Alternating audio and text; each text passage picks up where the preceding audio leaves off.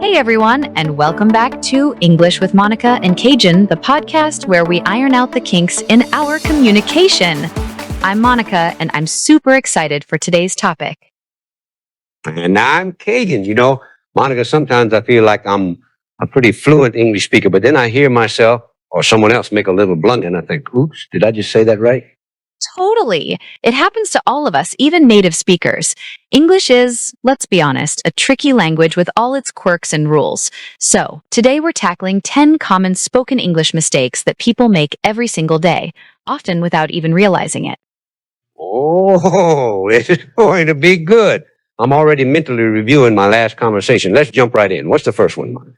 All right, number one, and this is a classic that trips up so many people, the misuse of your and your. So simple, yet so often messed up. Oh, yeah. I hear this all the time. Your as in Y-O-U-R, meaning something belongs to you, like your car is parked outside. And your as in Y-O-U apostrophe R-E, which is a contraction of you are, like you're going to love this podcast. Exactly. The number of times I've heard someone say, "You're really smart," instead of "You're really smart" is countless, or even the other way around. Your phone is ringing. It's like our brains just default to whatever sounds right in the moment, without thinking about the grammatical difference. It's all about that possessive versus the contraction. A quick mental check. If you can replace it with you are, then it's your. If not, it's your. Simple as that, but man, it's a hard habit to break for some. Absolutely. Moving on to mistake number two, which is very similar in its nature. It's versus its, another pair of homophones that cause endless confusion. The it's versus its debate. It's, without the apostrophe, is the possessive form of it, like the dog wagged its tail. It shows ownership. It's, with the apostrophe, is a contraction of it is or it has. For example, it's a beautiful day, or it's been a long time. Perfectly put. People often get confused because typically an apostrophe S indicates possession, like John's car. But with it, it's the opposite. No apostrophe for possession, apostrophe for contraction. It's counterintuitive, I guess, and that's why it's so common.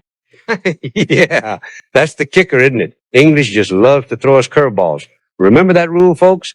If it has an apostrophe, it means it is or it has. If not, it's showing ownership. Okay, what's next on our hit list of common blunders? Mistake number three, the notorious there, and there. This is like the holy trinity of spoken English confusion. Oh my goodness. Yes, let's break this down. There, T-H-E-R-E, usually refers to a place, like the book is over there. Or it can be used to introduce a thought, like there are many reasons for this. Right. And there, T-H-E-I-R, is the possessive form of they. It means something belongs to them. For example, they left their keys on the table. And finally, there, T-H-E-Y apostrophe R-E, is the contraction of they are. So if you're saying they're going to the party, you mean they are going to the party. Easy, right? Except it's really not always so easy in spontaneous speech. It's really not. In writing, you have a moment to pause and choose, but when you're speaking, it's a reflex.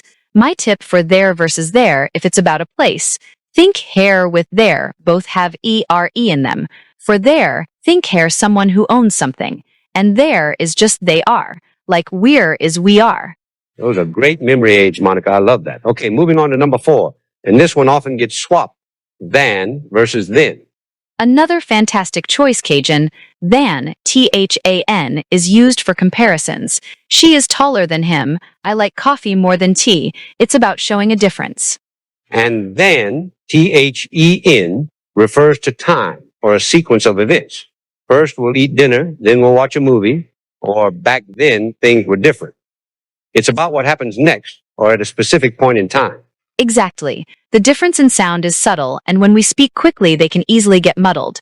Just remember then for comparison, think A is better than B, and then for sequence like first, then next. A little trick there. That's a good one. Okay, mistake number 5. This one is a bit more nuanced.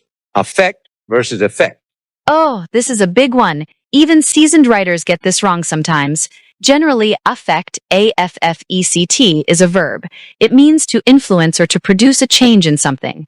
The rain affected our plans. And effect, E-F-F-E-C-T, is usually a noun. It's the result of a change. The rain had a negative effect on our plans. The rain affected the plans, and the effect was negative. Spot on. The easiest way to remember is A is for action, E is for effect. So affect is the action verb, effect is the result noun. There are rare instances where effect can be a verb and affect a noun, but for everyday spoken English, sticking to verb noun is usually accurate. Yeah, let's keep it simple for now. That A for action, E for effect really helps. I'm going to use that. All right, mistake number 6. Good versus well. This one drives me a little crazy. Me too, Cajun. Good is an adjective. It describes a noun. This is a good book. She is a good person. It answers what kind. And well is an adverb. It describes a verb, an adjective, or another adverb. It answers how. He sings well. She performed well on the test. You wouldn't say he sings good unless you're trying to be humorous or colloquial, but technically it's incorrect. Exactly. The classic example is when someone asks, "How are you?" and you say, "I'm good." This is actually acceptable because good here acts as an adjective describing your state of being. But if you say, "I play the guitar good," that's where the error lies. You should say, "I play the guitar well." It's about describing the action of playing. Right, because you're describing how you play, not the guitar itself, or how you feel. It's subtle but important for sounding polished. Number 7, the dreaded me versus I confusion, especially in compound subjects or objects. Oh, this is a pet peeve for many. Me and I are pronouns. I is a subject pronoun. It performs the action. I went to the store. Me is an object pronoun. It receives the action. He gave the book to me. The mistake usually happens when people are talking about themselves and someone else. For example, me and John went to the movies is incorrect. It should be John and I went to the movies. Or he gave the tickets to John and I is incorrect. It should be he gave the tickets to John and me.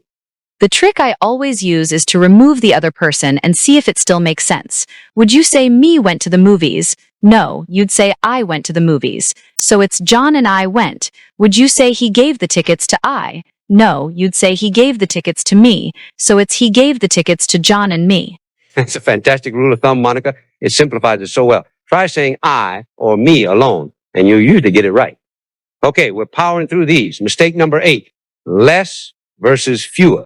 Ah, the countable versus uncountable rule. Fewer is used for things you can count individually.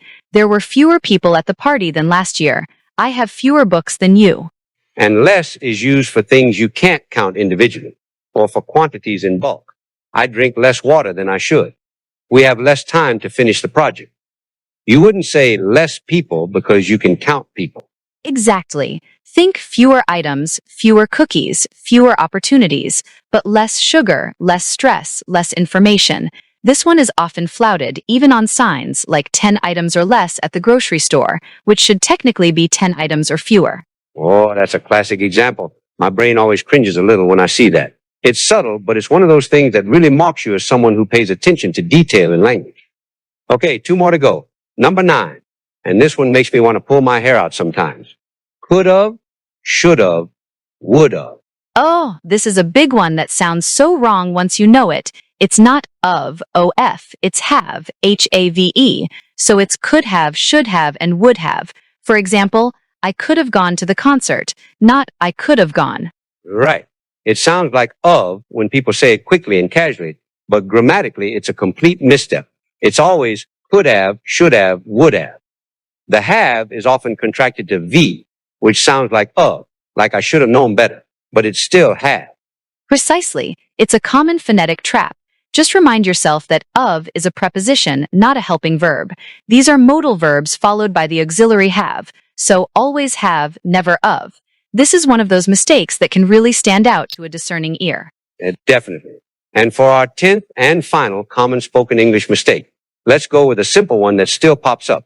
The use of versus an. Yes! The indefinite articles.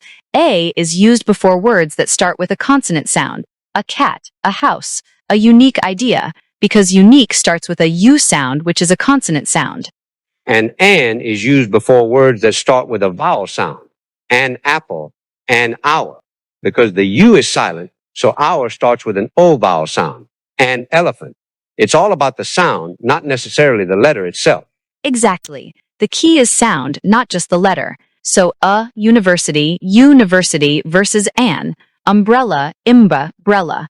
It's quite straightforward when you remember that rule, but in the heat of conversation, it's easy to slip up.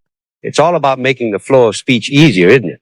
Try saying apple. It feels clunky. An apple flows much better. Our mouths naturally want to make that distinction. Absolutely. And there you have it, our top 10 common spoken English mistakes that we all, at some point, have probably made or heard. It's not about shaming anyone, it's about being aware and continuously improving. That's so true. Language is dynamic, and making mistakes is a natural part of learning and using it. The goal isn't perfection, but clarity and confidence. The more you practice these distinctions, the more natural they'll become. Exactly. So next time you're speaking, just take a tiny moment, if you can, to think, is it your or your, affect or affect, less or fewer? It really makes a difference. It really does. And don't beat yourself up if you catch yourself making one of these mistakes. Just correct yourself in your head and keep practicing. That's the best way to learn. Fantastic advice, Cajun. Thanks for joining me today for this insightful chat. It's been a blast breaking down these common blunders. My pleasure, Monica. And thank you, listeners, for tuning in to Talk Smart. We hope this episode helps you feel more confident in your everyday English conversations. Keep practicing, keep learning, and remember, every mistake is just a step towards mastery. We'll catch you next time on English with Monica and Cajun.